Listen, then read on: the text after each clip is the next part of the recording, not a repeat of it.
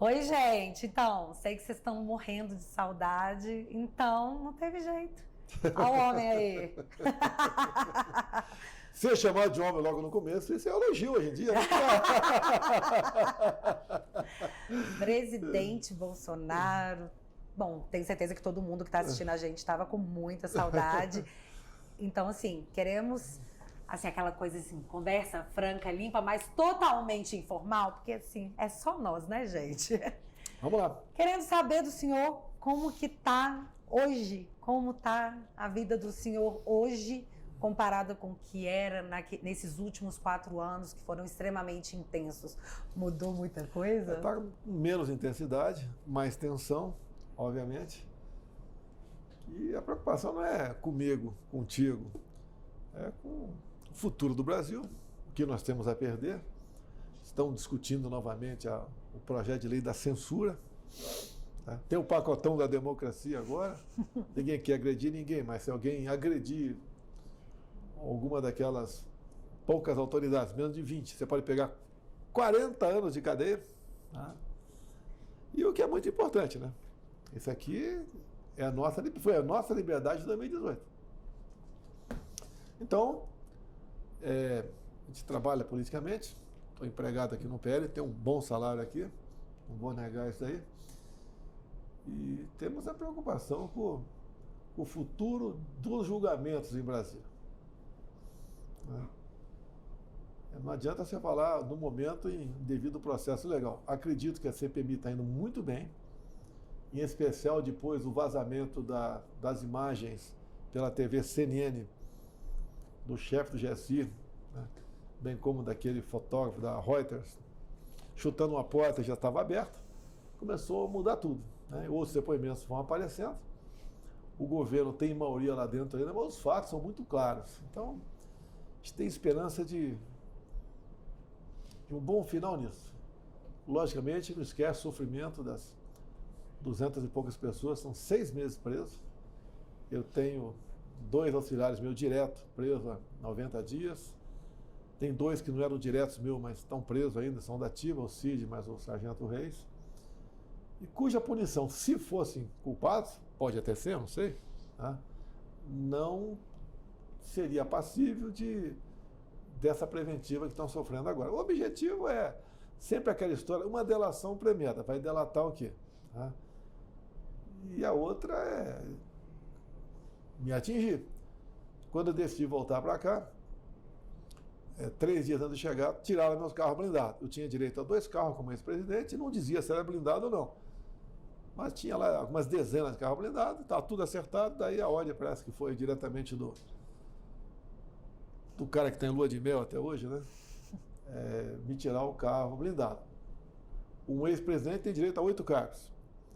Eu confesso que quando era deputado eu achava que era exagero. No meu caso em particular, não posso ir na padaria pelo assédio, né? E também a possibilidade de uma outra ação. Porque se está a imprensa, em grande parte, contra mim, o Lula não dorme sem falar comigo durante o dia todo. É sinal que está importunando. Se fosse um mané, vamos assim dizer, né, como aquele ministro falou, estariam dando bola para a gente. A gente costuma dizer, eu não posso falar de mim, Bárbara, é difícil você falar de você. Eu sou a mulher mais bacana da minha cidade. Você pode até pensar, falar você não pode. E que eu vejo, quem hoje em dia tem expressão nacional na política? Pouquíssimas ou talvez uma pessoa tenha. Isso é um dos pontos que eu vou falar com o senhor daqui a pouco, que é sobre o uso do nome do senhor para uma promoção, porque o senhor, eu brinco, é um fenômeno, é quase pop, presidente. Até o Pix revelou isso aí, né? Engraçado que a galera agora tá falando que a meta tem que ser dobrada, né? Já que a imprensa ficou tão incomodada, meta agora é dobrar a meta, né? Eu vi uma jornalista daquela grande televisão debochando, né? Quem vai doar para esse cara? Eu vi. Tá? Imagina a surpresa. Eu não pedi, agradeço, né? Foi iniciativa de muita gente. A previsão hoje em dia é um pouco mais de 3 milhões, contando multas e processos. Deve aumentar, que pintou uma multa extra semana passada de 105 mil reais do meu querido Benedito, né? Meu também. O meu São Benedito. Querido ali. Benedito, gostamos de você, Benedito. O advogado está vendo ali o motivo da multa. Aparece, eu tenho certeza, porque uma fotografia do 7 de setembro que não foi retirado. Nossa. Parece, não tenho certeza, mas é algo sobre não retirar algo... Pesadíssimo, né? Uma coisa muito pesada. 8 meses depois das eleições. Tá tudo bem. Eu queria saber enquanto foi multado o senador com dinheiro na cueca. Depois eu vou fazer esse levantamento só para a gente poder saber uma estatística. E nós levantamos aqui, o pessoal levantou também, as vaquinhas do passado, né? Para pagar a multa do José Dirceu, do mensaleiro, foi quase 1 milhão para um mensaleiro. E a mídia repercutiu até bem, né? A época. Sempre repercute bem. Eu vejo lá, aqui tem uma TV, está sempre ligada aqui, sem som, de vez em quando eu boto um som, né? Como tinha na presidência. E eu vejo uma verdadeira orgia sobre cargos. A tal partido vai levar esse cargo, vai levar aquele, vai ter uma reforma. E o pessoal da maioria das televisões sorri. Faz parte da regra do jogo, é normal, é o jogo democrático, é o partido demonstrando a sua força. Esse é um ponto muito específico que eu quero tocar, que é o seguinte, presidente. Quando o senhor estava no comando do país, efetivamente, todo mundo falava em orçamento secreto. E uma coisa que parece que não ficou claro para as pessoas é que o senhor não comandava o orçamento secreto. E mesmo assim, de uma forma sem pudor, a mídia queria dizer que o senhor comprava o parlamento através de um orçamento que o senhor não controlava. E hoje, com o controle desse orçamento secreto, que de repente deixou de ser orçamento secreto, foi para a mão do atual governante, né? É dele o orçamento, ele decreta, ele despeja emendas em políticos que ele jura que não são compras de votos. Primeiro, vamos lá. E há uma boa disposição. Hoje eles dizem que é do jogo. O povo entendeu o que é orçamento secreto. O Congresso aproveitou um projeto e fez emenda nele. E numa das emendas criava um superfundo que era administrado pelo relator, onde não tinha qualquer ingerência sobre ele. Uhum. Ele chegou na minha mesa, eu vetei. Pô, que teve pressão, não veta, não briga. Eu não quero brigar com o parlamento. Mas não pode deixar bem, vetei. O Congresso não gostou e derrubou o veto. Então, o que eu posso fazer? Tem que cumprir, né? E ali chegava na casa de um pouco mais de 15 bilhões por ano, onde o relator dava para você X, e para outro Y, e para outro 0. Ele fazia o que bem entendia e mandava isso aí, e os ministérios tinham que executar, mais nada além disso. Eu não negociava nada. Não tinha ingerência sobre o orçamento. A empresa dá a entender que eu, em cima daquilo, aprovava que eu bem entendi. Não, negativo. Sim. Agora, até hoje, continua secreto, olha, está lá no parlamento. A grande mídia pode, via lei de acesso à informação, tentar buscar os parlamentares com as suas respectivas emendas. Inclusive, parece que o Arthur Lira deu uma declaração recentemente, até falando assim, que agora ele é muito mais secreto do que era antes. Até porque hoje esse valor do orçamento secreto, no final do ano passado, a ministra Rosa Weber determinou que esse valor retornaria pro comando da presidência, e hoje esse valor que antes era administrado pelo relator, hoje é administrado pelo governo, que a mídia apelidou, pouca mídia, apelidou de emenda PIX. Passou a ser emenda de relator, mudou de nome, né? E aceitável, né? É do jogo. Teve uma jornalista que falou, é do jogo. Tem parlamentar lá, de acordo com o peso dele, ele pegava 200 milhões. Outros pegavam 2, 10, 15, 30. É isso que é governabilidade, presidente? É governabilidade. De acordo com a importância do parlamentar lá, era decidido. O dinheiro, eu acho que pode ser bem aplicado, mas tem que ter transparência. Não vou falar que tudo estava errado ali. Agora, uma coisa aconteceu de bom com esse orçamento secreto. Diminuiu a pressão por cargos. Mais ou menos, né? Porque agora... Comigo o outro é diferente. Eu lembro no passado, né, eu era deputado, tinha uma chamada lista da fidelidade. Né? Fidelidade, tanadadã. Acabava uma votação importante, que o governo esperava chegar algo importante, no interesse dele, ele mandava e daí negociava a liberação, não só a liberação de emendas, que não eram impositivas, e também tinha uma briga por ministérios, por bancos, por diretorias, por estatais. Era comum o líder pegar e recebia, olha, o meu partido aqui eu tive uma fidelidade de 90% e tem um ministério. O outro, a fidelidade foi por 70. E tem 2. Nós temos que pegar o ministério do lado de lá. Então, essa briga por cargos, que hoje em dia virou casa da mãe Joana, isso é muito ruim para a governabilidade. E pública, né? Porque, olha só, o ministro, ele não pode ser uma pessoa que seja completamente neófito sobre o assunto. Ele tem que ter algum conhecimento do assunto. Tá? E hoje em dia não tem. Eu não quero citar nomes aqui, porque eu tenho que citar quase todos. Você não entende nada. Eu vou citar pelo senhor. Pode ficar tranquilo, que eu cito pelo senhor. Mas então, entrando nessa questão de ministérios, que é uma coisa que eu queria frisar, porque para mim existe um abismo na diferença da escolha dos seus ministros para a escolha dos atuais ministros.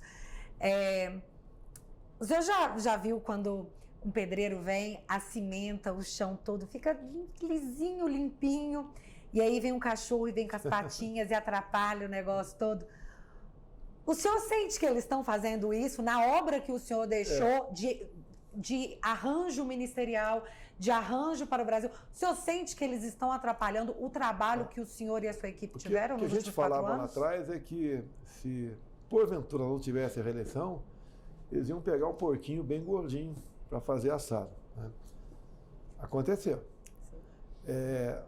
Os 4 anos eu fui o primeiro presidente com teto de gasto. Você tem que ter um limite para gastar. É duro porque tem coisas que são prioritárias, você tem que fazer e não consegue. Por outro lado, deixamos a economia arrumada. Estavam fazendo a reforma tributária. Por exemplo, diminuímos em 1/3 o IPI de 4 mil produtos, industrializados produtos.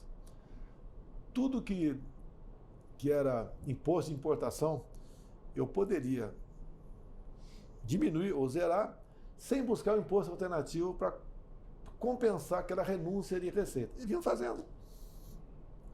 Material para energia solar, pneus de tratores, já voltou, tá? Pneu para tratores, peças de tratores também, pneus de caminhões, jet ski, veleiro, videogames. Galera do game deve estar assim, chateada, pensativa, né? Das escolhas, más escolhas que fizeram. Muito garoto não pensa nisso porque o papai é que banca, né? Exatamente. Jovens cresçam, paguem boletos. O game virou uma atividade no Brasil. Não pode negar isso aí. Claro que não. Até na pandemia, muita gente participava de videogames, e um dado que eu tive, parece que é verdadeiro, que mais as mulheres jogam do que os homens. Bom, não sei se a gente joga em mais quantidade, mas a gente joga melhor. Talvez pela atividade, muitas vezes a mulher em casa, por causa do filho, deu uma folguinha para lá jogar, talvez por causa disso, mais mulheres jogando. Então, além de outras coisas que nós fizemos, aí seria a reforma tributária, basicamente. Por exemplo, a questão do IPI, nós reduzimos em 1/3. E o Paulo Guedes falou que podia reduzir 100%. Então a gente ia deixar para próxima agora. Agora, muita coisa nos ajudou. Quando você facilita a habilitação, você dobra o número de pontos para o cara perder a carteira. Né? Até a habilitação para hidroavião nós resolvemos, que era um negócio complicadíssimo. Para falar, o que interessa? O Brasil é uma pista de pouso. Né? Os grandes marcos, né? O marco do saneamento, que ele mexeu, agora resolveu não mexer mais e está vendo uma outra maneira de mexer. Mas eu acho que ele só não vai mexer mais porque o Senado já avisou que isso não passa. Então pode ser para evitar uma derrota, ele está naquela de não vou mexer mais. O que seria uma derrota óbvia porque não tem nem explicação, parece que é uma vingança do povo. Não, essas companhias estaduais de água e esgoto é uma mina de você negociar cargos. Tá? Sem citar estados aqui, tem um estado bacana aqui no Sudeste aqui que são dezenas e dezenas de cargos, de média 40 mil por mês, que o nego botava os apadrinhados lá, em troca de apoio político. Não tem como dar certo. O marco da cabotagem também, você fala em água, né? O percurso aqui de navegação de interior, na costa do Brasil, também nós arrumamos e por decreto nós acertamos muita coisa.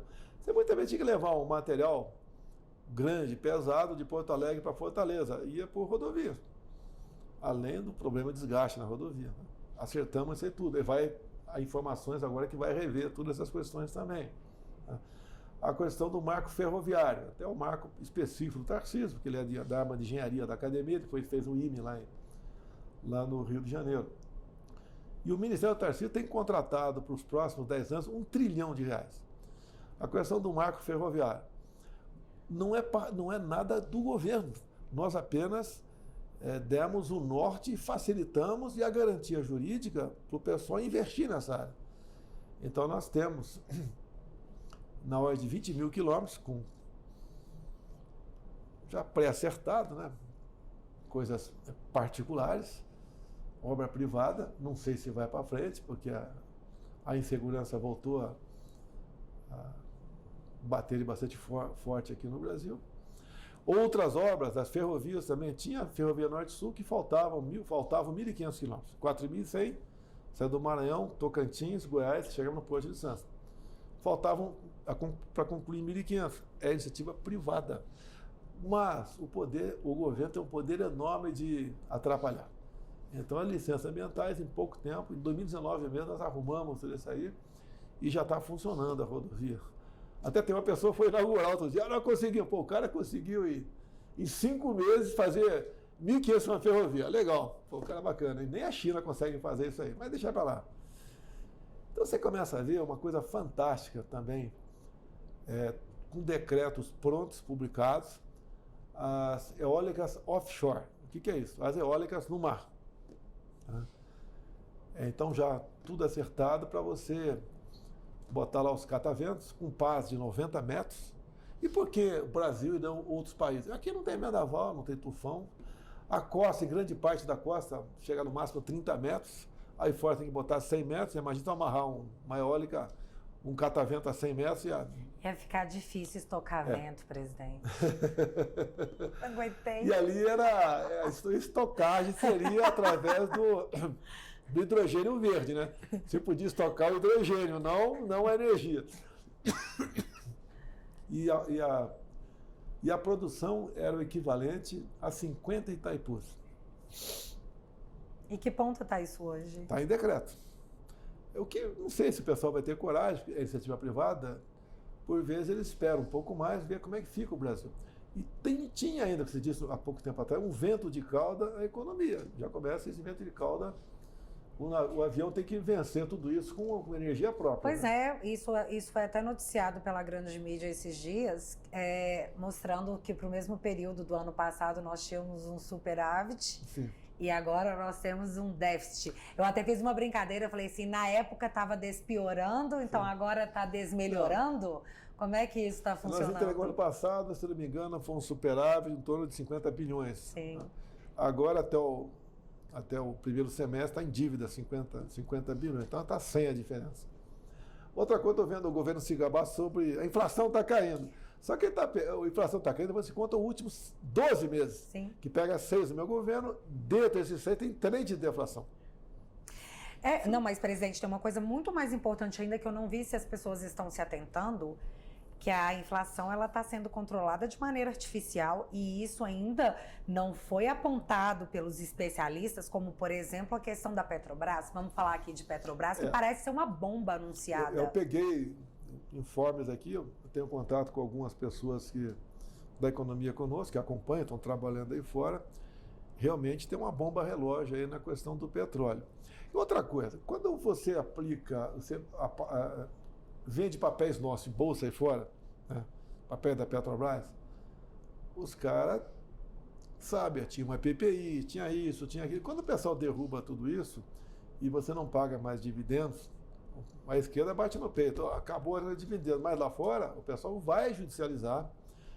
Como os Estados Unidos judicializou a Petrobras no passado, e a dívida altíssima, nós pagamos, mas veio para nós o dinheiro de volta. Foi uma concessão deles lá. E você pode ver, o Temer pegou a Petrobras com uma dívida de 900 bilhões de reais. Uhum. Ele pagou mais ou menos 1/3 disso, o governo dele. O meu governo pagou um pouco mais de 1/3 do montante inicial, mas tem uma dívida ainda grande lá. E a sinalização agora é que a Petrobras vai vai ter que reajustar o preço do combustível. Exatamente, mas esse é o ponto. As últimas análises mostram que a inflação ela veio em deflação, principalmente puxada pela queda do preço da gasolina. Só que, nesse momento, nós saímos do PPI, que era um plano seguro para a estatal, que é nossa. O senhor, mesmo em período eleitoral, mesmo em ano eleitoral, o senhor manteve o PPI para preservar a estatal, acredito eu. E hoje nós temos a Petrobras fora do PPI, com defasagem de preço, com o retorno dos impostos.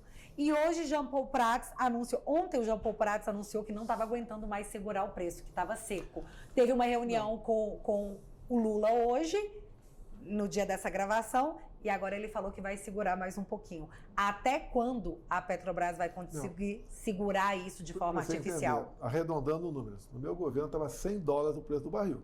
Estão pressionando o preço aqui dentro, lá para cima. Caiu para 70, agora voltou para 80, mas está baixo ainda. Tá?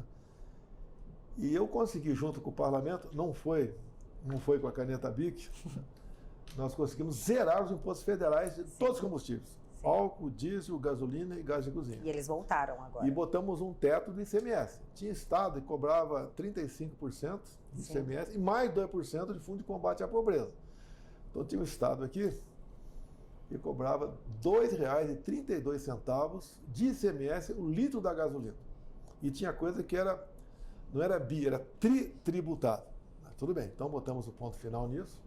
Também botamos um teto no ICMS da energia elétrica, que baixou bastante lá fora. E o governo pegou esse vento de cauda nosso e cada vez não, que não foi de uma hora para outra, tudo que você diminuiu de impostos, IPI, etc., a gente estava mês a mês arrecadando mais. Sim. Até a tal da curva de Laffer, né? Sim, que ninguém tinha ouvido falar até o senhor colocar em prática para ver que funciona.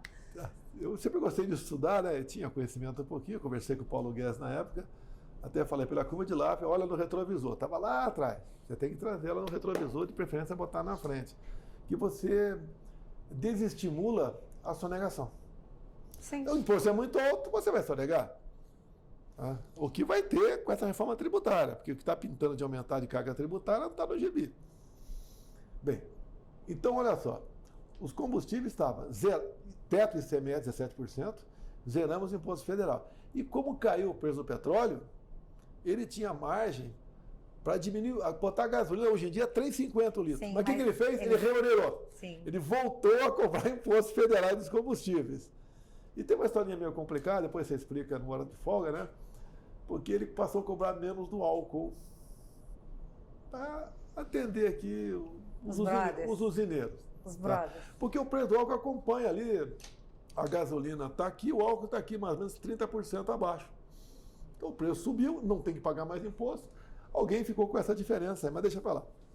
Bem, então está nesse pé. E agora, com essa pressão do preço do combustível, se ele vai ter que reajustar, ou então vai voltar o endividamento da Petrobras, que o povo lá na frente, um dia, vai ter que pagar a conta, como pagou no governo Temer e uma parte do meu governo também.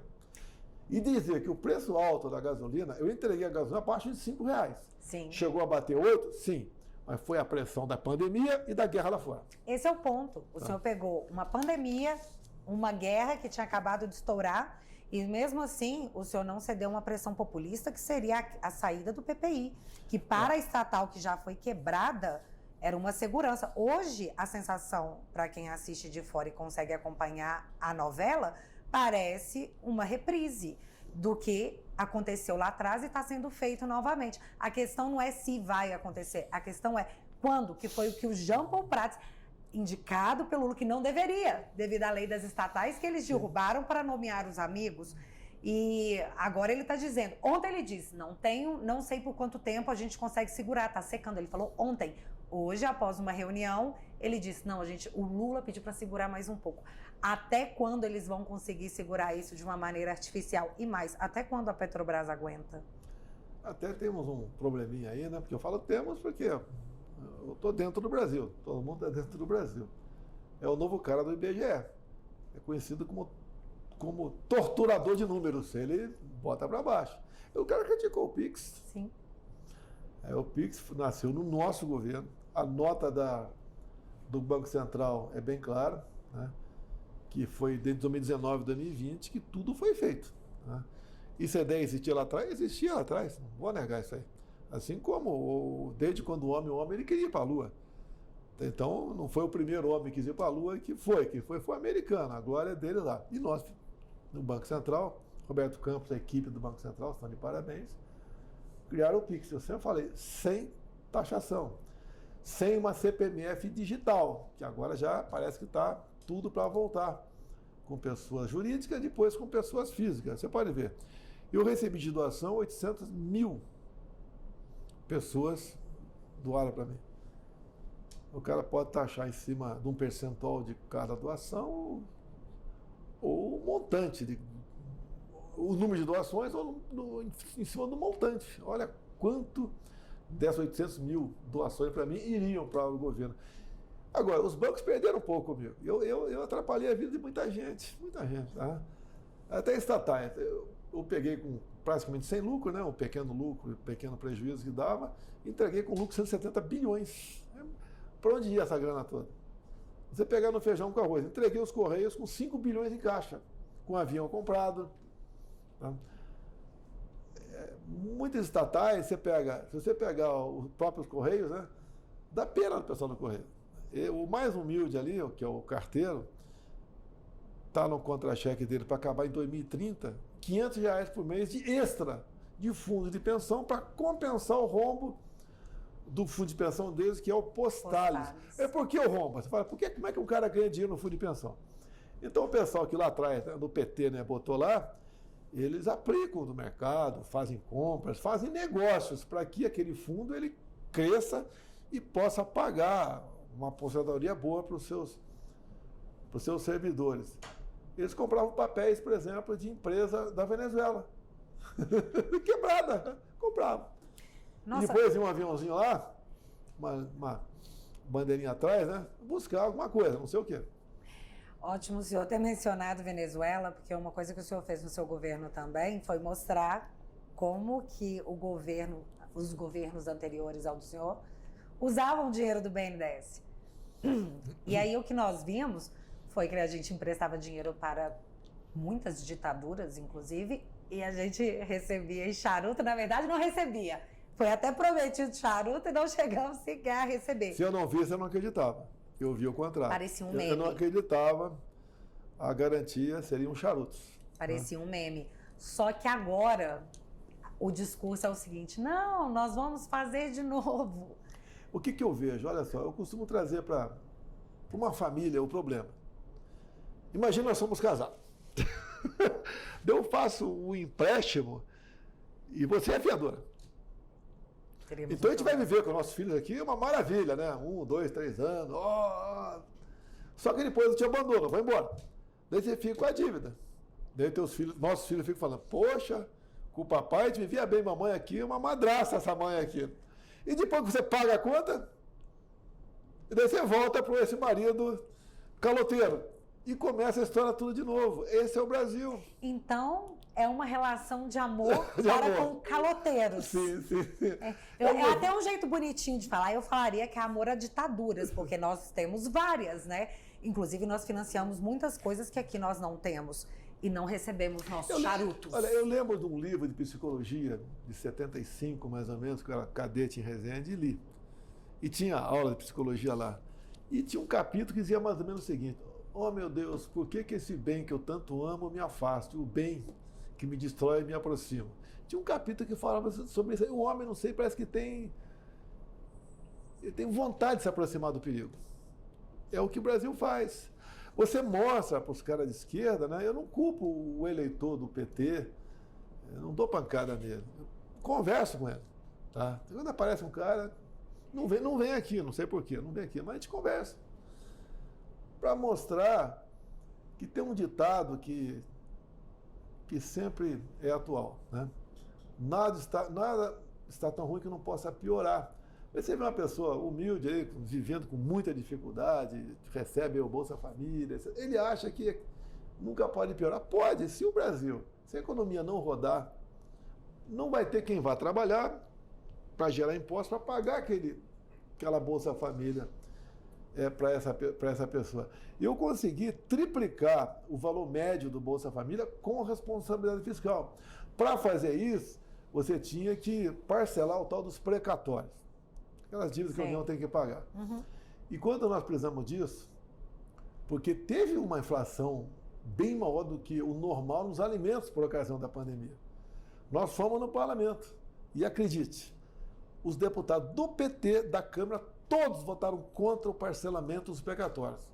Que se não tivesse sido aprovado, não teríamos como pagar o Bolsa Família de R$600 para eles. A questão dos combustíveis, quando nós acertamos, eu dei um exemplo, zero os impostos federais, zero. E bota um teto no imposto estadual. Toda a bancada do Senado, do PT, votou contra.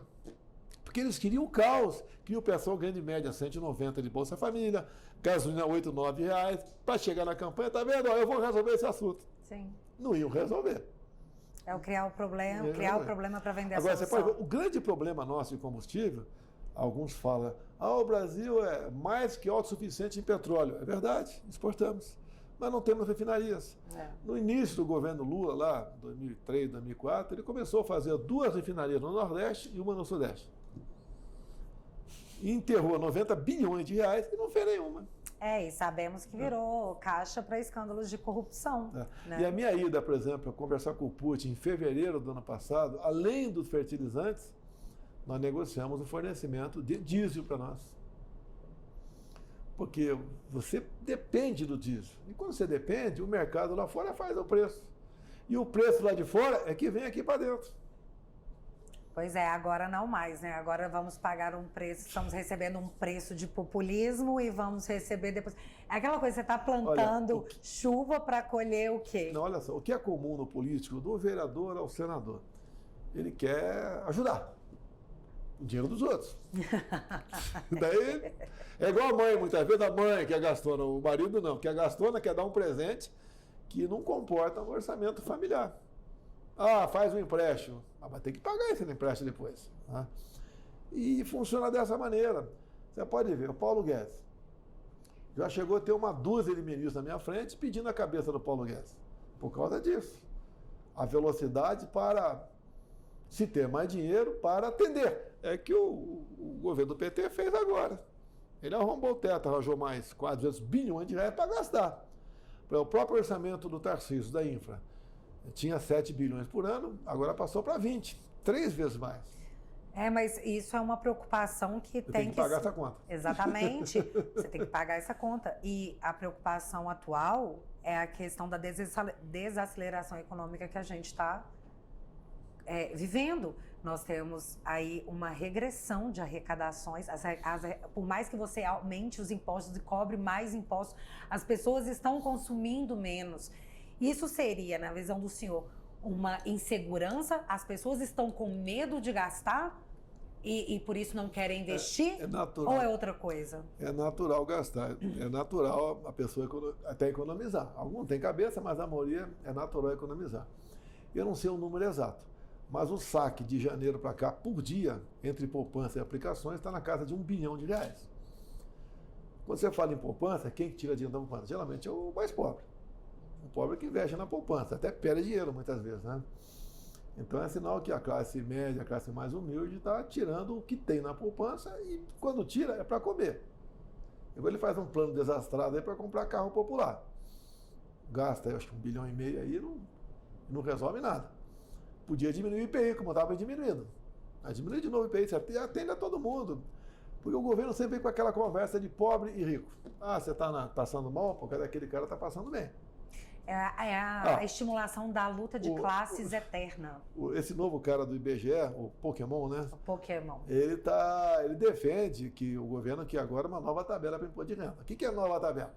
Vai diminuir? Não, está na cara que não vai. Ele vai aumentar no mínimo para 35%, de 27,5% para 35%, a alíquota máxima. Esse, o Pokémon aí, ele já defendeu o imposto de renda 60%. Sim. E uma coisa que vai estimular muito a economia aqui é o imposto progressivo na herança, se o Senado, porventura, aprovar. Você tem uma fazenda, por exemplo, ainda bem, né? Ela produz, né? Se não é o nosso agro, onde nós estaríamos? Vamos supor que o dono da fazenda venha a falecer, com 90 anos de idade. Temos ali herança, talvez a esposa, ou se ele for viúvo, os filhos. De quanto vai ser esse percentual do imposto progressivo? De acordo com o tamanho da fazenda. Pode chegar, vou chutar aqui, 20%. Ah, os filhos não podem pagar? Então vamos pegar 20% da fazenda e destinar à reforma agrária. O próprio Haddad falou que uma declaração. Os filhos eram parasitas. Pô, a gente anda por aí, o filho não tem carteira assinada para trabalhar na fazenda do pai. O cara rala igual um desgraçado. Não, inclusive vamos colocar aqui agora a declaração do Haddad. Entre uma geração e outra, o socialista acha que tem que ter uma correção. E essa correção é tributar a herança. Você acumula a tua grana. Só que você não vai, o Jeff Bezos não vai deixar 40 bilhões de dólares para cada filho. O Estado tem o direito e até o dever de fazer com que o filho do Bezos tenha algum trabalho na vida, né? Não seja um parasita da sociedade. Então, a ideia é que você mitigue as desigualdades sociais de uma geração para outra a partir de uma lógica redistributiva. Posso falar também mais de estatais?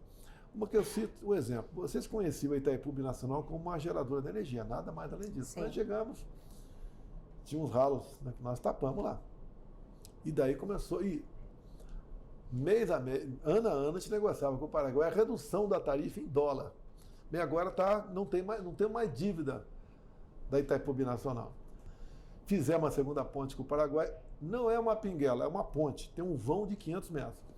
E começamos a terceira ponte lá em Porto Murtinho, em Mato Grosso do Sul, que vai servir para sonhada bioceânica, ou seja, podemos despachar muita coisa para os locais do mundo pelo Pacífico, não apenas pelo Atlântico. Tá?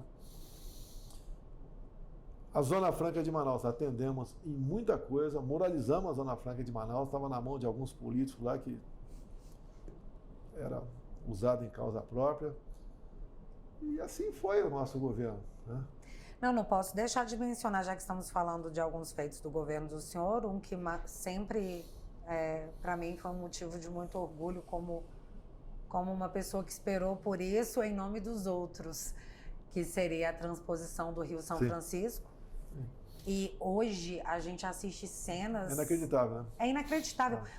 O que aconteceu? Olha, vamos lá, vou te falar números aproximados, para nego não me criticar depois ali. 12 dias de bombeamento equivalia a 1 ano de carro-pipa. Tá? E o gasto de 12 dias era bem menor do que o gasto com carro-pipa. Agora, o atual governo resolveu cobrar dos governadores, porque você tem gasto, sim. E eu estava bancando essa diferença aí. Bem, não sei por que cargas d'água resolveram bloquear os canais. Parece que tem chovido um pouco mais na região, mas podemos ter problema. Quando esses canais foram bloqueados, eu vejo algumas imagens, já estão quebrando ali os canais. Eles estragam, né? Estragam. Nós pegamos muita parte da transposição destruída. Sim. O ex-governo fez 85%, 90%. Realmente ele fez, em algum trecho chegou a fazer isso tudo. Mas por que não terminou? É para terminar em 2010, passou para 2012, 2014. Agora, a pressão do carro-pipa, o que se ganha politicamente, né, o caminhão indo para lá. Pegamos muita... Olha, você não vai acreditar. Eu vou acreditar. Eu vou acreditar. O que acontece? Tinha empresa que transportava água. Tá? E você sabia que transportava água pelo sinal do GPS. Então tinha empresa que pegava, botava o GPS em moto, mandava o cara fazer um passeio de moto, bem grande, longe, e voltava, como a água tivesse sido entregue. Até isso acontecia. Não foi fácil combater isso daí também, tá?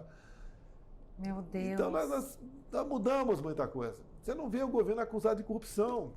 Mas isso é um ponto muito importante, porque o fato de você mudar esquemas que sempre foram muito lucrativos para determinadas pessoas, incomoda mesmo. Quem é que quer ter seus planinhos estragados? O Paulo Guedes falava tocar fogo em ninho de rato. Tocamos fogo em muito ninho de rato. Cada vez que você tocava fogo, vinha um problema para cima de mim. O pessoal fazia a matéria, acusava. Como nos acusa até hoje. Recebeu 1000 relatórios da ABIN sobre a saúde, sobre a Covid. Peraí, 1000 relatórios? Eu não lembro de nenhum. Tá? E outra, relatório é do Ministério da Saúde ou é da ABIN? Não, lembro da época maravilhosa dos 100 provas. Tudo era 100 provas. Tá. E era assim, tudo era Bolsonaro 100 provas. E aí, quando de fato uma coisa acontecia, era governo tal, não linkavam. Então, assim, eu preciso falar disso. Eu preciso pandemia falar... é bom você não falar muito, cara. Não quero falar de pandemia aqui, que a gente não quer desagradar ninguém da mídia, não. Eu briguei pela autonomia do médico. Sim. A doença ninguém conhecia, então deixa o médico resolver. Até falava com o Mandetta, né? Vai para casa, quando sentir falta de ar, vai para o hospital. Eu falei, cara, por que não vai para o hospital quando sentir falta de ar? E vai para o hospital fazer o quê? Qual remédio que ele vai tomar? É tubo? Por isso que os respiradores foi lá para cima. E teve muita diferença de preço. Inclusive, é muito interessante a gente pensar, quando a gente fala da pandemia, que nós tivemos aí superfaturamentos, nós tivemos um atual ministro de Estado dizendo que fez uma compra errada, onde o Estado, onde o consórcio, a população foi lesada em 50 milhões, e a desculpa de um ministro de Estado hoje é, eu assinei porque estava em inglês. Quando isso se tornou uma justificativa aceitável? O ministro é o lá da Bahia, né? Da Bahia ou de Maranhão? Acho que é da Bahia, o Rui da Costa, Bahia, né? E o operador é o tal de Carlos Gabas. Para não ter dúvida. Nossa, tivemos a época Inclusive, de Carlos Gabas. 10% disso foi para a prefeitura do município de São Paulo. Prefeitura que, no dia anterior ao 8 de janeiro, o cara saiu daqui às 4 da tarde para ver uma catástrofe lá. Coração grande, né? Isso nós vamos concluir falando de comissões, porque o que eu quero falar agora é de fake news. Eu dei de cara com uma fake news hoje maravilhosa, que eu tinha que trazer, vou até colocar aqui na tela para vocês, que foi a Marina, a ministra Marina, ela deu uma declaração falando que nos últimos 6 anos a criminalidade aumentou. Eu fico chocada com isso, porque não existe uma agência de fact-checking para dizer para a ministra que, olha, foi o contrário, nós tivemos uma queda nos índices de criminalidade. E aí eu pergunto para o senhor, essa fake news da Marina é uma cortina de fumaça para não falar da quantidade de desmatamento da Amazônia que está ocorrendo e que ela deveria prestar conta à população brasileira? Já que na época do senhor era, oh meu Deus, chamem o Hulk, o Leonardo DiCaprio e menina Greta? Números aproximados. 2018, 60 mil mortes por arma de fogo. No meu governo, 42 mil o ano passado. E lógico, se diminuiu 1/3 praticamente, aí morreu menos mulher, menos homem. E os caras jogam, aprenderam com o chefe deles, né? Jogam números. Igual estamos com 160 milhões de casas, é isso? 180 milhões de casas. Estão mais que dobrando o número de residência no Brasil. Como temos 120 milhões de pessoas passando fome. Esses números os caras ficam jogando para cima. Não, mas o atual presidente, ele não mente, ele erra, ele comete gafe. Gafe. Um equívoco da parte dele.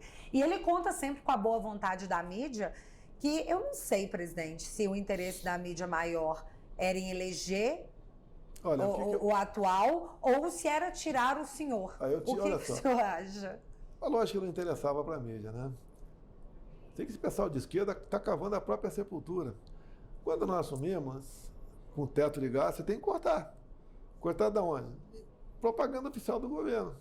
Ele não falava para a imprensa, se o Brasil for bem, a iniciativa privada vai mais do que compensar que estão perdendo comigo. Mas os caras estavam o tempo todo massacrando, mentindo de forma... E estamos hoje em dia. Quando assumiu agora o governo, ele, num projeto, ele deu uma mexida, as estatais podem investir bastante, bem mais também, né? Por enquanto, a mídia está em lua de mel com o cara. Mas não deveria, porque ele prometeu a redução, tem vídeos, temos imagens, da redução do imposto de renda para 5 mil, prometeu, não vai cumprir, e o Bolsa Família, que ele falou que ia dar R$600, mais R$150 por filho. Hoje, principalmente na região do Nordeste, que foi uma região onde ele foi muito bem votada, porque o populismo lá sempre foi uma coisa muito exacerbada, nós temos hoje a própria população mostrando que não, que esses valores estão vindo pela metade. Esse estelionato eleitoral não é denunciado. O nosso Auxílio Brasil, Bolsa Família, né? Quando você conseguiu um emprego, você não perdia, ainda ganhava mais R$200. Uhum. Tá? O atual governo voltou, que era o que ele fazia antes, e quem individualmente ganhava deixou de ganhar, em grande parte, e também perde o Auxílio o Bolsa Família quem consegue um emprego. Então chegou na casa de 1.400.000 já perderam esse benefício. Quando eu vejo o videozinho aqui no telefone, aqui, o pessoal revoltado. Agora, esse dinheiro ajuda a movimentar a economia local. Assim como o Auxílio Brasil lá atrás, né? A gente chegava a gastar 50 bilhões por mês naquela política do fica em casa, a economia te vê depois. Apanhei muito por causa disso, porque eu falei, a economia se parar, a pessoa vai morrer de fome. Vamos ter saca supermercado e vai ter uma confusão no Brasil sem tamanho. Então esse dinheiro movimenta a economia local. Tem muito município, no especial dos estados mais pobres, né, que são do Nordeste, devia ser os melhores estados. Porque a esquerda administra há 20 anos aquele negócio lá. Tinha que ser os melhores estados do Brasil. Uhum. A esquerda está lá há 20 anos mandando. Tá? Então, tem município que tem mais gente ganhando auxílio, Bolsa Família, do que carteira assinada. Sim. Lógico que a tendência, o ideal é você começar a mudar isso daí. Tá? E nós estamos fazendo o possível. Quando se fala em pequena reforma trabalhista do Temer, que o governo quer rever, ninguém tirou direito do trabalhador. Eles falam que tiram direitos, são mentirosos. Não tirou direitos, até porque os direitos são garantidos no artigo 7º da Constituição. Nem por proposta emenda da Constituição você mexe nisso, porque está numa cláusula pétrea. Mas é a política da mentira, é de chegar ao poder, não interessa como. Então, por exemplo, qual é a intenção nossa? Comparando com a esquerda. Não tinha sede pelo poder. Quantas vezes eu falei, podia estar na praia tomando um caldo de cana, né, comendo um pastel, que realmente haja paciência. Mas eu entendia como uma missão, nosso criador, isso daí. Agora o pessoal está aí para o poder. E falar que ele é a solução. E quando está dando errado, a culpa é do governo anterior. Pois é. E assim, é estranho quando você tem essa sede por poder, e atualmente por vingança, que você decide o que é melhor para a pessoa além dela mesma. Uma coisa que o senhor nunca falou que nunca faria, seria a questão da regulamentação, tanto da mídia quanto dos profissionais autônomos. Inclusive, nós tivemos aí vários profissionais se mostrando nisso. E hoje, vou dar um exemplo dos Ubers, eles falam assim, nós não queremos que você faça isso, não faça. E aí vem esse governo que acha que sabe o que é melhor para a pessoa, em vez da própria pessoa, dizer que assim, não, você não sabe o que é bom para você, nós vamos regulamentar para que você ganhe menos, porque nós sabemos o que é melhor para você. Um exemplo, o saque aniversário do FGTS, que o senhor também promoveu. Então, assim, para mim é assustador ver sendo desfeito as coisas boas que foram feitas, e, nossa, e como foi difícil, porque nós tínhamos um Congresso resistente em nome de uma dominação política, porque do momento onde você tem uma população mais pobre, ela fica mais suscetível a ser influenciável. Além do PIX, nós transformamos o Brasil no segundo país mais digital do mundo. Muita coisa você pega no teu telefone. Carteira de habilitação, um montão de coisa. Reformamos a lei de cartórios. Hoje em dia, você está em condições de você comprar e vender imóvel dentro da tua casa. Registrar um filho de dentro do hospital. Tá? A lei da liberdade econômica, o cara queria, por exemplo, vender um cachorro-quente na praça. A mulher queria abrir um salão de beleza. O outro queria uma oficina mecânica. Eu estava com o pedido na prefeitura, a prefeitura levava meses, até anos, para conceder o alvará. Hoje em dia, o cara entra com o pedido, se em 30 dias a prefeitura não responder, ele pode abrir seu negócio. Tá? Desenvolvimento econômico. Demais, demais. Tá? Quando se fala em jet ski, falei no começo do programa aqui, alguns, está atendendo o rico. Não, quem está na marina tomando conta de jet ski é um cara humilde. A Europa tem 7 milhões de veleiros. E cada veleiro, de forma direta ou indireta, são 2 empregos. Então, eu entreguei o Brasil com 8 pontos e alguma coisa de desempregado no Brasil, bem melhor do que eu recebi lá do governo Temer lá atrás, e com a informalidade quase toda funcionando. estava voando, começando a voar o Brasil. Mas isso foi um fenômeno que a gente assistiu acontecer, que foi primeiro uma tomada global da esquerda, depois uma guinada à direita, e aí nesses mesmos países a volta da esquerda, e agora a gente vê de novo a retomada da direita. Talvez não seja até uma coisa errada, porque eu acredito que poder é alternância, mas o que... Depende de que alternância é essa, né? Entre um polo e outro. Eu, por mim, eu ficaria só com um espectro ideológico. Mas eu acredito que poder é alternância. O que me cria o medo da gente não conseguir ter novas eleições devido às ideias autoritárias que esse governo tem, porque eles acusaram o senhor durante muitos anos de ser um autoritário, e aí eles se mostram os verdadeiros autoritários em vários aspectos, e nós teremos em breve a internet regulada, nós teremos os trabalhadores não podendo ser donos dos seus próprios trabalhos, porque eles são chamados de pseudos empresários de si mesmos. Isso foi um escritor progressista que escreveu esses dias, acho um desrespeito. E o que o senhor acredita que causou esse fenômeno do pessoal ter ido para a esquerda após experimentar um governo mais conservador e agora está voltando? É tipo, corre que deu errado? No Paraguai não voltou. Não voltou. Mas na Argentina vai voltar. Inclusive falaram que tem um Bolsonaro na Argentina. Não. Inclusive eu tive numa cidade de São Paulo, um mês retrasado, e tinha um argentino lá que há 20 anos está no Brasil. Dele, acho que é Milei o nome dele, esse argentino lá. Daí ele falou que vai voltar para a Argentina, vai votar, até porque esse Milei é meio maluco, igual eu era. A Argentina lá, o sistema eleitoral é diferente do nosso, tá? E o Paraguai é um exemplo para o mundo, o sistema eleitoral lá, a cabine de votação, etc., as máquinas, tá? Mas dá para mudar muita coisa ainda, dá para ter esperança, né? Nos Estados Unidos, o que o senhor está achando que vai acontecer ano que vem? O Trump volta, no meu entender. Houve muita acusação de fraude, aquele voto pelos Correios. Muitos condados e alguns estados estão acertando isso aí, outros estão deixando como está. Agora, acontece uma coisa, nesses 3 meses dos Estados Unidos, é a mesma coisa quase que você vê o Brasil com 5 regiões. Onde há o maior fluxo? De que região para que regiões? Nordeste para Sudeste, Sul, Centro-Oeste. Tá? Há 20 anos governado pela esquerda, pelo PT. O pessoal sai de lá. Os estados americanos, os democratas, que são parecidos com o PT, né, fogem para os estados republicanos.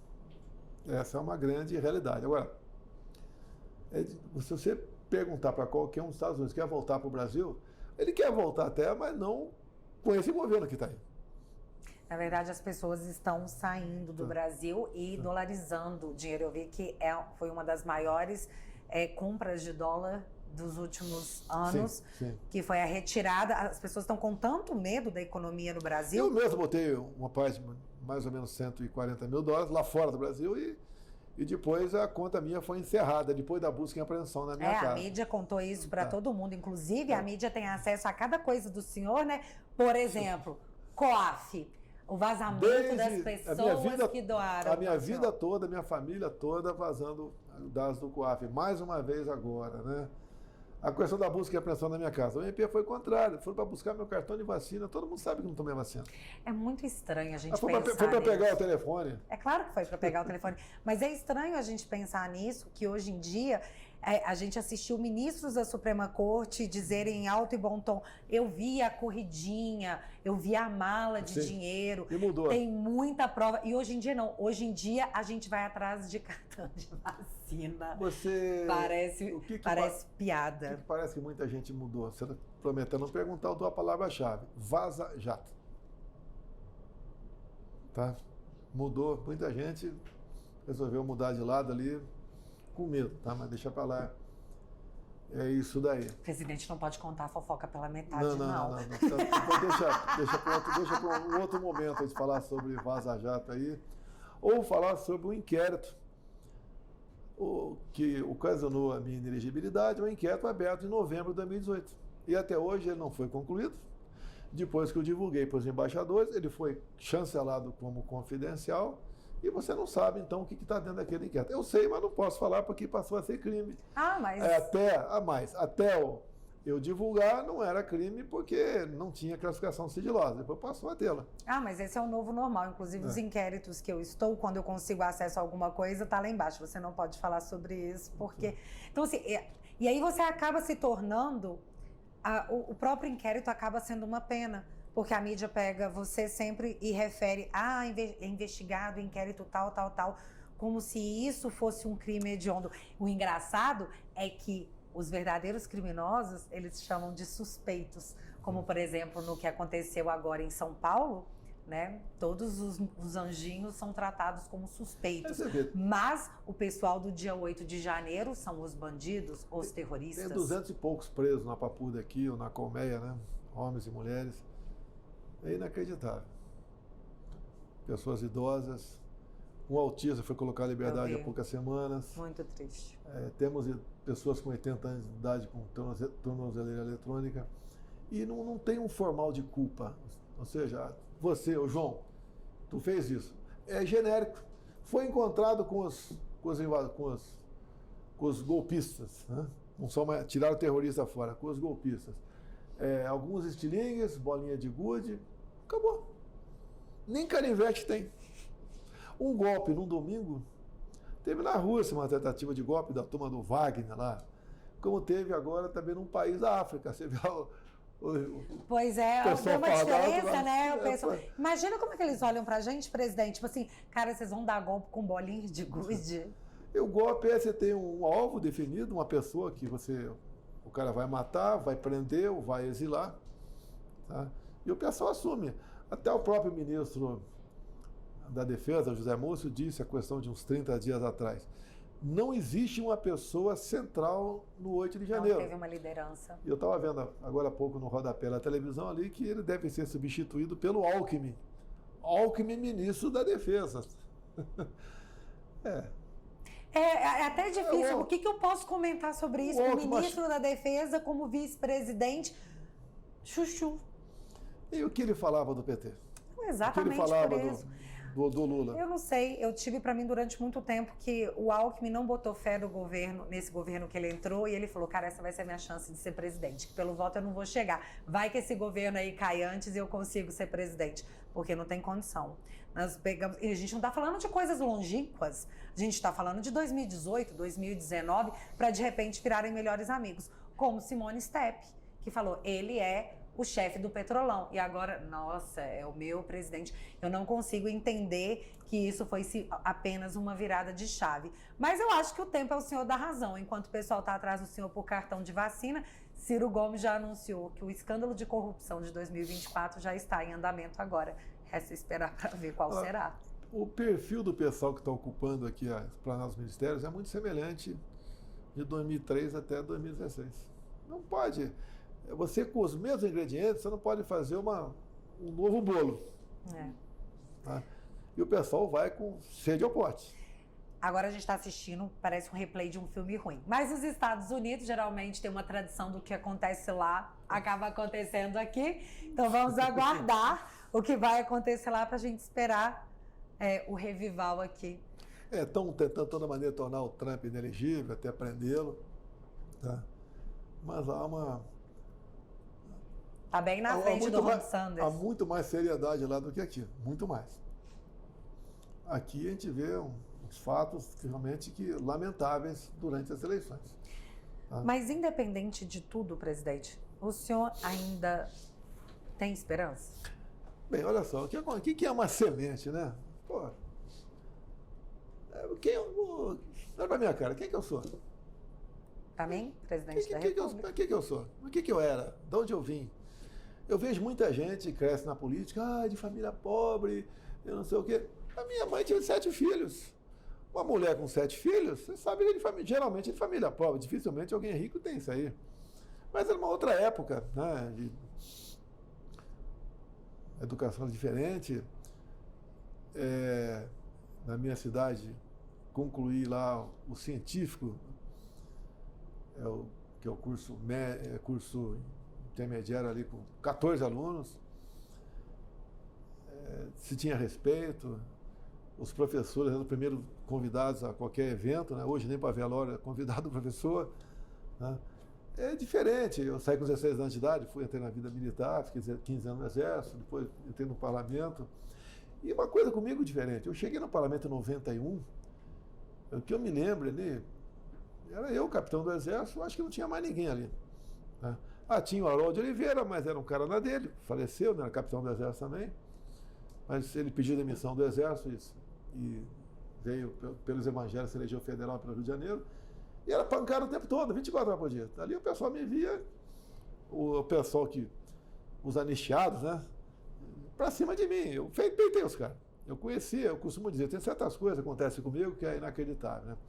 Eu conheci o PT antes de 80. O PT nasceu em 80, eu conheci em 70. No Vale do Ribeira, na guerrilha. Esse pessoal que foi formar o PT estava no Vale do Ribeira.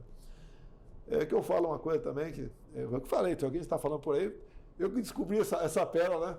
Por exemplo, a Amazônia era cobiçada antes de 1500, porque o Tratado de Tordesilhas em 1494. Então isso foi marcando a gente. Eu senti o prazer de ser bem tratado em todo lugar, quase em todo lugar que eu ia, né? Dadas as minhas ações. Não era um deputado encrenqueiro, brigão. Eu brigava por coisas que eu achava que era justo, defendia. E costumo dizer, você tem que, como político, num começo, entender um pouco de tudo e muito de pouco. O que é isso? Você pega, por exemplo, o Celso Russomano. Ele entende muito de defesa do consumidor, então teve sucesso na vida pública. Você pega aquela deputada lá de Rita Camata, era o ECA. Né? Forças Armadas. Então isso te dá uma base para você renovar o seu mandato. E eu vinha renovando a cada 4 anos com uma votação melhor no final. E nos deu projeção. E eu peguei uma época, o Brasil, diferente. Tinha havido escândalo de corrupção, tanta coisa errada. E em 2010 eu descobri uma cartilha para criança que nenhuma mãe ou pai quer para os seus filhos, né? Até botei um nome lá que deu muita polêmica, depois de processo por causa disso. Mas foi despertando a atenção do pessoal. Fiz uma campanha em cima da passagem bíblica, João 8,32, veio uma facada, as coisas aconteceram sozinho. Eu perguntei, quem sou eu? Eu acredito, você tem que acreditar, confiar, correr atrás, mudar as cabeças das pessoas, recuar muitas vezes. Recuar é difícil, né? Muitas vezes o cara fala, você teve chance de fazer isso e não fez. Isso era uma pergunta que eu ia fazer. Você tem que se colocar no lugar das pessoas. Sim. Certas coisas, você não pode descarregar sozinha um caminhão de tijolo em meia hora. Tem que ter muita gente contigo. Eu nunca pensei em fazer uma besteira fora da tais 4 linhas que aí tanto critica. Esse cara encheu o saco e falar de 4 linhas. Mas mesmo dentro das 4 linhas, eu tinha dificuldade de fazer o governo funcionar. O pessoal tem medo. Eu vou... E se esse cara não for reeleito, ou lá na frente, quando acabar o mandato dele, como é que eu fico? Os caras têm medo. Até hoje, né? Até hoje, mais ainda. Isso é um outro ponto, porque assim, eu demorei um pouco a minha ficha cair realmente do que tinha acontecido após o ano passado, no final do ano passado. Para mim, um evento trágico. Mas aí depois, quando a gente foi pensando, fui tentando recolher os caquinhos, eu pensei assim, não, nós temos um congresso com um número muito grande de conservadores. E até aquele ponto que eu comecei a entrevista mencionando para o senhor que muitas pessoas usam o seu nome para poder se eleger e acabam migrando de acordo com a conveniência. Mas nós temos, sim, uma maioria conservadora no Congresso hoje e mesmo assim a gente ainda está passando perrengue. Você pega um petista, eu não te conheço. Você quer que teu filho aprenda isso na escola? Fala, não. Essa casinha é tua, você quer dividir com alguém? Ele vai falar que é dele. Você gostaria de ter uma arma dentro da tua casa para ser feito? Ele vai falar que sim. O cara é nosso. Sim, ele só não sabe ainda. Ele não sabe, é nosso. Você acredita que o meu cunhado, vou mandar um beijo para você, cunhado, ele não é petista, ele é lulista. Quase que ele votou no seu ano passado. Quase. Mesmo assim, ele ficou assim no último minuto pela imagem afetiva que ele tinha. Mas quando eu falo para ele, olha, mas você curte isso aqui? Curto. Você gosta disso aqui? Não. Isso aqui? Sim. Você é conservador, você só ainda não se tocou. E teve uma coisa que ele mencionou para mim que eu acho que vale a pena a reflexão, que ele falou, eu tenho uma memória afetiva, porque foi lá atrás, na época do Lula, que eu comprei o apartamento no Minha Casa Minha Vida. Aí eu falo com ele assim, pois é, você comprou um apartamento de 2 quartos no Minha Casa Minha Vida, hoje é você casado, mora num apartamento melhor, tem 2 filhos e um carro, no governo Bolsonaro. Então você tem que votar nele. E ele ficou, mas até um lulista chegou, que não é ignorante, porque ele não é uma pessoa ignorante, viu, cunhado? Você não é uma pessoa ignorante. Chegou a pensar, ok, faz sentido. Então, nós estamos caminhando, sim, para uma transformação mental da sociedade, que é o que assusta muito quem trabalha com a ideologia de esquerda. Eu lembro de um ascensorista, já faleceu, o nome dele é Edson, lá no Palácio do Cachê, no Rio de Janeiro, ele era do Maranhão. E quando eu comecei a fazer a campanha de vereador, e depois a primeiro de deputado, 2 anos depois, ele me acompanhava. Eu chamava de cabra da peste, não sei o quê, aquela amizade, brincadeira. E uma vez ele tocou na casa de uma senhora para pedir voto para mim. A mulher gritou, se for para deputado estadual, vou votar no Jorge Leite, não entra em casa não. Eu entrei, era para federal, ela falou que ia votar em mim e acredito que votou. Por que ela votava sempre no Jorge Leite? Porque ele uma vez entrou na casa dela e tomou um café com ela. Então, isso vai marcar a vida toda, essa gratidão que você falou aí. É a memória afetiva. Acontece. Mas aí que entra a transformação da mentalidade das pessoas, que é o que está acontecendo. Hoje em dia, você tem uma transformação dos jovens. Eu tenho um filho de 6 anos, que eu sei, e eu já falei isso outras vezes, meu filho de 6 anos vai chegar no ensino médio, e se alguém tentar doutriná-lo, ele vai identificar que estão tentando doutriná-lo. Então, essa geração que está vindo agora, dos filhos dessa geração de agora, chegarão lá na frente sabendo da doutrinação que eles vão experimentar. E para mim, o pânico que entra na esquerda, porque eles doutrinaram as escolas. E é o maior receio deles, perder os jovens. Nós estamos numa garotada que está no Gamers. A esquerda já está com um pé lá dentro. Sim. Até durante a campanha, né? Tá o Gamers. Tá? E muita moleque votou no cara. Sim. Foi exatamente em cima desse. O meu caso, eu zerei praticamente o imposto de tudo sobre games. E ele voltou com os impostos. Voltou com os impostos agora. Agora, muitos desse garoto não sentem porque é o pai ou a mãe que compra o jogo para ele. Aí vem do pai e da mãe, não é falar, é apertar o moleque. Você quer viver dessa maneira?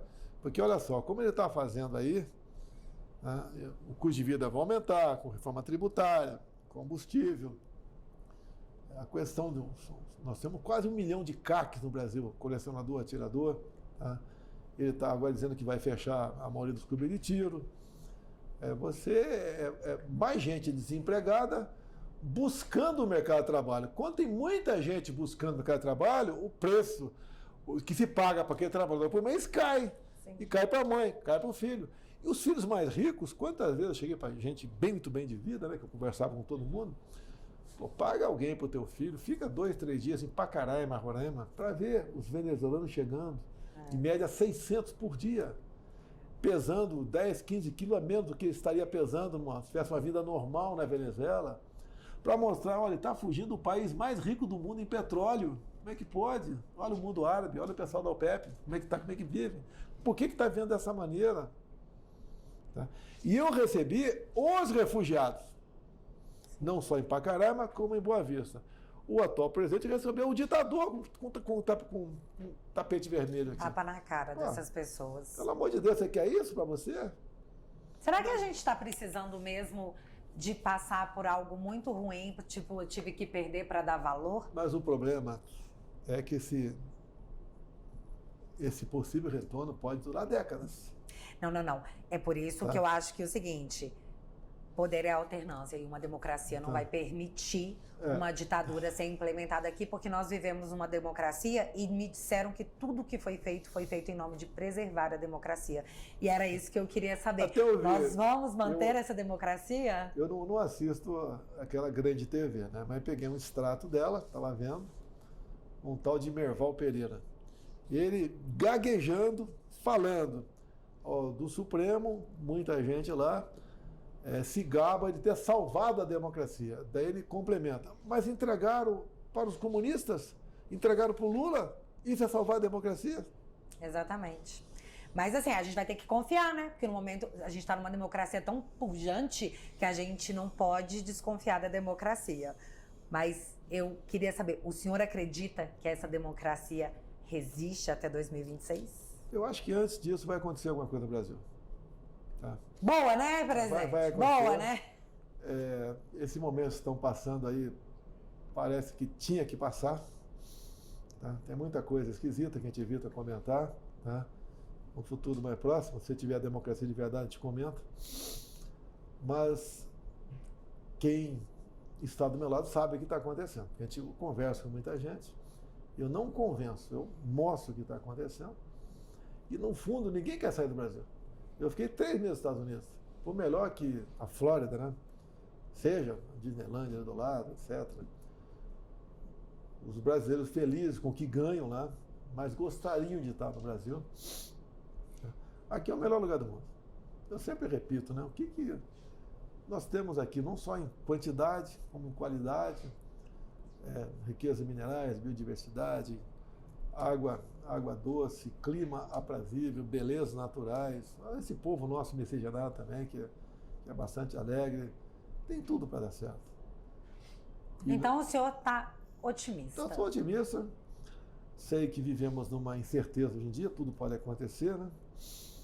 Mas a gente tem que correr esses riscos aí. Né?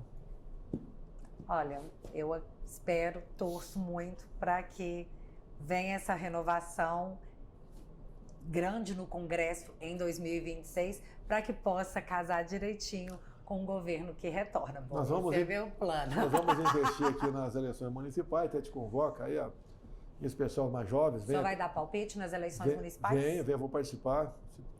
Se eu tiver em condições físicas, né, vou participar bastante das eleições. E o grande jogo será 26. Até hoje discutimos mais uma vez 26, são 54 vagas para o Senado. A gente vai ter, por exemplo, pelo menos um candidato em cada estado. E com o número 222. O Brasil todo, 222. Vou pedir um voto. Ó, o outro voto você pode até pensar ali, tá? Mas um voto no 222 você ajuda aí que a gente vai escolher a dedo essas pessoas, né? Tem que ser maior de 35 anos de idade, para que chegue aqui entendendo que não chegou pelo poder econômico, tá? Mas chegou pela força da população. Ele tem que chegar aqui sem conservador, sem independente e conservador. E dá para a gente botar o Brasil no rumo certo, tenho certeza disso. Esse é o plano, né? Até eu vejo também, eu sempre vendo a Bíblia, né? Nunca você deve achar que você é a solução do assunto. De vida, eu não sei como é que vou estar em 26, vou continuar inelegível ou não, muita coisa pode acontecer, mas eu posso ter certeza, eu inelegível, eu acho que eu vou trabalhar muito mais do que elegível. Vai ter que escolher um nome razoável ali, o bom, né? Para que assuma e não traia. Quando um senador, 2 ou meia dúzia de federais trai, né, aí dá até para levar. Agora, um presidente tem que assumir e levar a coisa a séria, montar um ministério técnico e ter do teu lado um Senado. Se você dominar o Senado, no bom sentido, né, ter uma maioria lá que realmente seja responsável para fazer funcionar o Brasil como um todo, você muda o destino do Brasil, pode ter certeza. Acho que o futuro do Brasil pode começar a mudar daqui a pouquinho, quando o presidente do Senado descobrir que ele não vai ser indicado para o STF. Né? Essa briga existe, eu sofri isso daí. Você precisa ver, quando a segunda vaga, eu tinha um compromisso terrivelmente evangélico. Então teve gente importante, peso pesado, que procurou, se apresentou. Eu falei, tem um cara maravilhoso, né? Mas você tem que se batizar para entrar no radar. Ele queria entrar no radar sem estar se batizado, achando que estava acima. Sem ir para lá, já era um semideus. Então, não foi fácil segurar essa onda. Foram 4 meses de cozinhando o André Mendonça até ser sabatinado. Eu vi, do Cristiano Zanin, foi super rápido, né? É interessante como que a democracia funciona no Brasil. Mas ainda bem que temos uma democracia. E aí? Presidente, satisfação demais falar com o senhor. Tomei um tempo absurdo. Não, obrigada. uma hora e meia só, tranquilo. Jesus. Esse pessoal aqui que é chato, você não. Fala demais, Você é chato, povo, fala né? demais. Presidente, Chamei todo mundo de mulão, porém ninguém falou nada. todo mundo emocionado aqui. Ô, Presidente. coração, com essa barba aí, rapaz. Ah, não, vou ter que colocar agora essa foto para o pessoal saber quem é a pessoa. Presidente, quer deixar algum recado para quem está te ouvindo? É bom acreditar no teu país. Você não está sozinho aqui, tem pais, tem irmãos, tem filhos, tem netos. É uma terra maravilhosa. E o futuro do país depende da adesão de cada um de vocês. Nunca eleja um responsável pelo seu insucesso. Pelo amor de Deus, não faça isso. Tá? O primeiro responsável é você. E converse com quem está ao seu lado. É como nós tivemos aquela conversa aqui. Você convence. Você convence as pessoas. A verdade convence, né? Tá? É só ter Convence. paciência de sentar e explicar. Eu eu chamo a Bíblia de caixinha de ferramenta do ser humano, né? Até para quem é ateu, funciona. Uma coisa escrita há tanto tempo e nunca vista tão atual ainda. Tudo que for possível você fazer, você faça. O que não for, entrega para Deus. Que nunca falha. Não fala infalível. Tinha medalha 3i, não vou falar o que é, né? Podia botar mais um i para Deus, né? Você tira o 3i, bota infalível. É isso aí. Presidente, muito obrigada, Valeu, viu? obrigado. Até a próxima, gente.